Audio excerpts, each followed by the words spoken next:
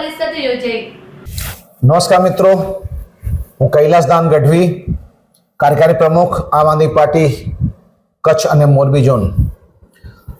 આપણે જાણીએ છીએ કે કયા રીતે આ ભારતીય જનતા પાર્ટીની ગુજરાતની સરકાર ખેડૂતો વિરુદ્ધ, ખેડૂતોના હક વિરુદ્ધ, ખેડૂતોની જમીન કબજા કરવા માટે અને ખેડૂતોની જમીન માટે ટાવર લાઈન, પાઇપલાઇન બીજી કાઢવા માટે ખેડૂતો પર અત્યાચાર કરી રહી છે।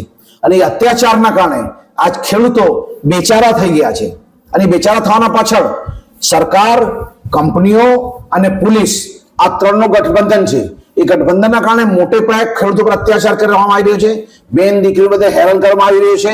અને આમ આદમી પાર્ટી જે સદાય કિસાનો, યુવાનો, જવાનો, મહિલાઓ માટે, કર્મચારીઓ માટે, શ્રમિકો માટે કામ કરતી હોય છે, એ આમ આદમી પાર્ટીએ નિર્ણય લીધો છે કે અમે કચ્છમાં થતા ખેડૂતોના અન્યાય સામે લઈ લડશું। અને એમાં મોટે પાયે અમારા સમસ્ત ગુજરાતના બધા નેતાઓ, આમ આદમી પાર્ટીના બધા નેતાઓ કચ્છ પધારી રહ્યા છે।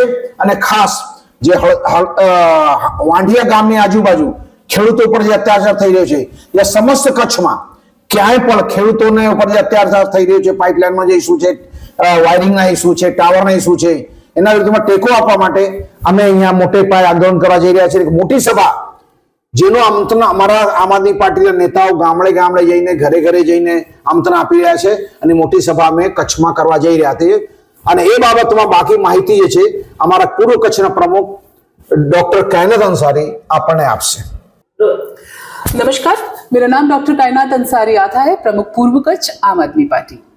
आज की ये महत्वपूर्ण पत्रकार परिषद इस मुद्दे पर है कि हम लोग किसान महापंचायत का आयोजन करने जा रहे हैं। किसानों पर जो अत्याचार हो रहे हैं, उन लोगों के साथ जो पुलिस मिलके उन पर जो दमन हो रहा है, उसके विरुद्ध आम आदमी पार्टी हमेशा सक्रिय थी और आगे भी हमेशा सक्रिय रहेगी। तो हमने एक महापंचायत का आयोजन किया है जो 14 दिसंबर को नवा कटारिया में राजल धाम पर होने वाली है, दोपहर को 3 बजे। इसमें हमारे जितने भी टॉप लीडर्स हैं, ईशुदान गढ़वी, गोपाल इटालिया, मनोज सोरठिया, हेमंत भाई खवा, ब्रिजराज सोलंकी, युवराज सिंह, ये सारे लोग आने वाले। हम सारे किसानों को आह्वान करते हैं कि बहुत बड़ी संख्या में वहां आइए और अपने मुद्दों की, अपनी जो तकलीफें हैं उनकी रजूआत करिए, और वो रजूआत हम सेक्रेटरीट तक लेकर जाएंगे। ऐसा हमारा प्लान है आगे जाके, और हम सारे किसानों पर हो रहे अत्याचारों के खिलाफ बहुत मजबूती से लड़ना चाहते हैं। शुक्रिया।